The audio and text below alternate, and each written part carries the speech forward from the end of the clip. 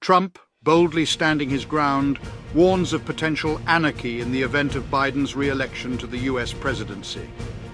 In an announcement on Thursday, Donald Trump declared that if he were to secure victory in the 2024 presidential election, he would direct the Justice Department to investigate county and state prosecutors whom he accused of unjustly targeting conservatives. The prosecutors were labeled as radical by Trump, despite a lack of evidence to support the claim. During a campaign speech, the ex-president, who is currently under investigation for multiple crimes, accused prosecutors of unfairly targeting conservatives.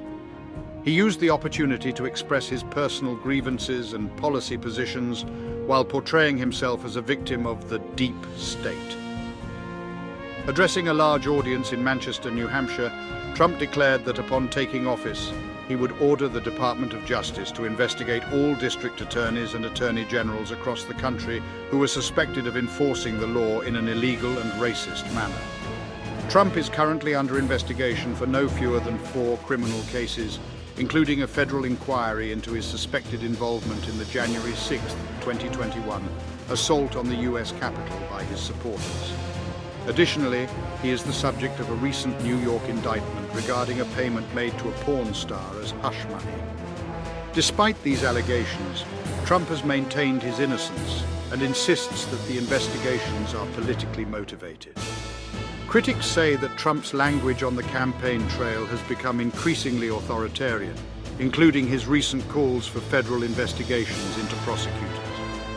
On Thursday, he reiterated his intentions to establish a Truth and Reconciliation Commission as part of a broader effort to cleanse the federal bureaucracy. Attempting to shift the narrative, Trump aimed to redefine the decision between himself and President Joe Biden. Biden, a Democrat, recently inaugurated his re-election campaign by releasing a video that pledges to safeguard individual liberties against extremists tied to the previous Republican administration.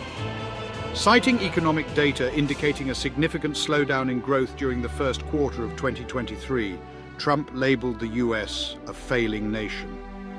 Trump emphasized that the upcoming election will ultimately present a decision between 2 vastly different paths.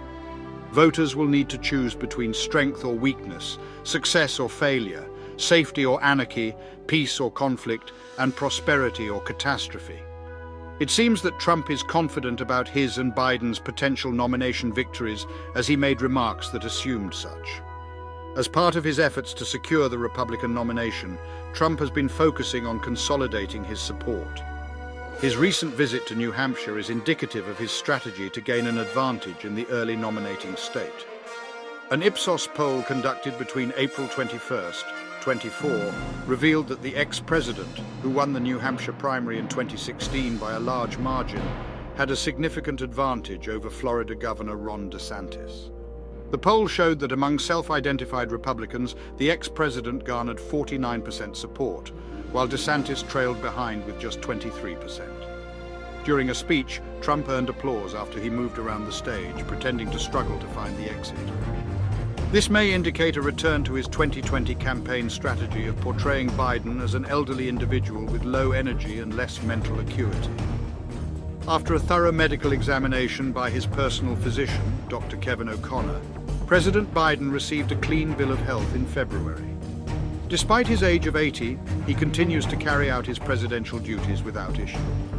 It's worth noting that he is the oldest person to ever hold the US presidency.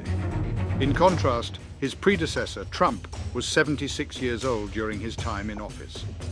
On Thursday, Trump once again made the baseless assertion that the Democrats had masterminded systemic fraud that resulted in his loss in the 2020 election.